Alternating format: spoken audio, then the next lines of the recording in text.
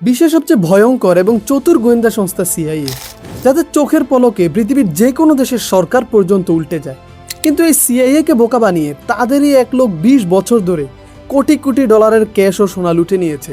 হ্যাঁ, ঠিকই শুনেছেন, ডেভিড রাশ নামের এই লোক সিআইএর ভেতরে থেকেই তাদেরই কোটি কোটি ডলারের সম্পদ লুট করেছে। এখন প্রশ্ন হলো, কিভাবে এই লোকটা সিআইএর মতো এত ভয়ঙ্কর গোয়েন্দা সংস্থাকে বুড়ো আঙুল দেখিয়ে নিজের শোবার ঘরকে বানিয়ে ফেললো আস্ত একটা ব্যাংক? আর কেনই বা এত সিকিউরিটি থাকার পরেও সিআইএ তাকে একটুও সন্দেহ করলো না? আর বলে রাখি, এটা কিন্তু কোনো পুরনো ঘটনা নয়, কেবলই 2026 সালের মার্চ মাসে এই ঘটনাটা সবার সামনে আসে। তাই একটা লাইক দিয়ে চলুন তাজা তাজা এই মাস্টারপিস ভিডিওটি শুরু করি। এই মাস্টারমাইন্ডের নাম ডেভিড জে রাশ। তিনি ছিলেন একজন সিআইএ অফিসার। আমেরিকার কোনো সাধারণ মানুষ তো দূরের কথা, সিআইএর ভেতরের অফিসাররা পর্যন্ত তার আসল পরিচয় জানতো না।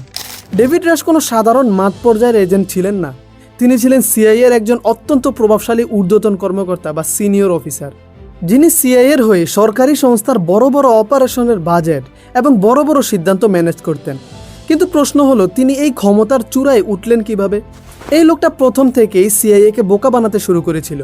রাশ সিআইএতে ঢোকার সময় নকল পরিচয় দিয়ে ঢুকেছিল, অর্থাৎ তার সকল নথিপত্র নকল ছিল। তিনি নিজেকে মার্কিন নৌবাহিনীর একজন বীর পাইলট এবং ক্লেমসন ইউনিভার্সিটির গ্র্যাজুয়েট হিসেবে পরিচয় দেন। অথচ পরবর্তীতে এফবিআই এর তদন্তে দেখা যায় তার পাইলট লাইসেন্স থেকে শুরু করে শিক্ষাগত যোগ্যতা সহ প্রতিটি কাগজ 100% ভুয়া ছিল। সে এগুলো এতটাই পারফেক্টভাবে করেছিল যে সিআইএ এর মতো সংস্থা পর্যন্ত ধরতে পারেনি। পরবর্তীতে তার প্রমোশন হয়, প্রায় 2 দশক ধরে প্রমোশন পেতে পেতে সে ক্ষমতার মগ ডালে গিয়ে বসে। এখন আসে কিভাবে সে এই টাকা লুট করত। সে ভাবলো, একজন সিআইএ অফিসার হয়ে তো আর সরাসরি ব্যাংক ডাকাতি করা যাবে না, তাই সে তার পদের পাওয়ার ব্যবহার করতে শুরু করে। 2025 সালের নভেম্বর থেকে 2026 সালের মার্চ পর্যন্ত মাত্র কয়েক মাসের মধ্যে সে সিআইএর কাছ থেকে বিপুল পরিমাণ অর্থ লুট করে। তার অফিসিয়াল অজুহাত ছিল কাজের খরচ বা ওয়ার্ক রিলেটেড এক্সপেন্সেস। তিনি সিক্রেট অপারেশনের কথা বলে লিগ্যাল ওয়েতেই লুট করতেন। তিনি এসব অপারেশনের জন্য ফাইল তৈরি করতেন এবং বলতেন আমেরিকার বাইরে অত্যন্ত সংবেদনশীল কিছু গোপন অপারেশন চালানো হচ্ছে, যেখানে কোনো ব্যাংকিং চ্যানেল ব্যবহার করা যাবে না, তাই সেখানে সরাসরি ফিজিক্যাল গোল্ড এবং ক্যাশ ডলার পাঠানো জরুরি।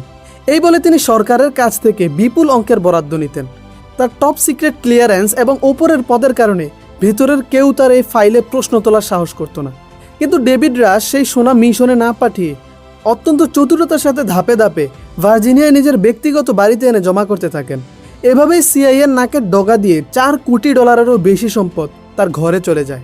তার প্ল্যান তো খুবই নিখুঁত ছিল, কিন্তু এত কিছুর পরেও তিনি ধরা পড়লেন কিভাবে? সব জায়গা থেকে চালাকি করে পার পেয়ে গেলেও অডিটের খাতা থেকে তার রেহাই হয়নি।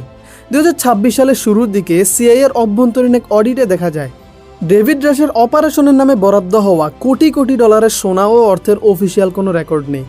অর্থাৎ এই সম্পদগুলো বরাদ্দ দেওয়া হয়েছে ঠিকই, কিন্তু তারপর সেগুলো কোথায় গেছে তার কোনো হদিস নেই। এখান থেকেই সিআইএর সন্দেহ দানা বাঁধতে শুরু করে। এটা নিয়ে তদন্ত করার পর সিআইএ বুঝতে পারে তাদের ঘরের ভেতরে আস্ত এক মাস্টারমাইন্ড বসে আছে। তারা তড়িঘড়ি করে কেসটি হ্যান্ডওভার করে এফবিআই এর কাছে। এরপর গত মে মাসের মাঝামাঝি সময়ে মোবাইল ট্র্যাকিং এর সার্চ ওয়ারেন্ট নিয়ে এফবিআই এর এক স্পেশাল টিম হানা দেয় ডেভিড রাশের ভার্জিনিয়ার বাড়িতে। সেখানে তল্লাশি চালিয়ে এফবিআই এজেন্টরা যা দেখে রীতিমতো তাদের চোখ ছানা ভরা হয়ে যায়। ঘরের ভেতর থেকে উদ্ধার হয় আস্ত 303টি খাঁটি সোনার বার, 20 লাখ ডলার নগদ ক্যাশ এবং 35টি বিশ্ববিখ্যাত আন্তর্জাতিক ব্র্যান্ডের বিলাসবহুল ঘড়ি। বাড়িটা যেন একটা মানুষের থাকার জায়গা ছিল না, ছিল ডেভিড রাশের ব্যক্তিগত এক গোপন ভল্ট। গ্রেপ্তারের পর আলেকজান্দ্রিয়া ফেডারেল আদালতে ডেভিড রাশের বিরুদ্ধে সরকারি অর্থ আত্মসাৎ এবং চুরির মামলা দেওয়া হয়। বর্তমানে এই ধূর্ত অফিসার কারাবন্দী। তবে এই ঘটনা পুরো আমেরিকার ডিফেন্স সিস্টেমকে কাঁপিয়ে দিয়েছে। যে সিআইএ পুরো পৃথিবীর উপর নজর রাখে, তারা টানা 20 বছর ধরে নিজেদের একজন অফিসারের ভুয়া ডিগ্রি আর এই বিশাল চুরি ধরতে পারলো না কেন? এই নিয়ে মানুষ প্রশ্ন তুলতে শুরু করেছে। আপনার কি মনে হয়, ডেভিড রাশ কি সিআইএর কোনো গোপন তথ্য জেনে ফেলেছিল, নাকি আসলেই সে বড় অপরাধী? আপনার মতামত অবশ্যই কমেন্ট করে জানান। ভিডিওটি ভালো লাগলে লাইক দিয়ে ডার্ক ডিকোড চ্যানেলটি সাবস্ক্রাইব করে পাশেই থাকুন। ধন্যবাদ।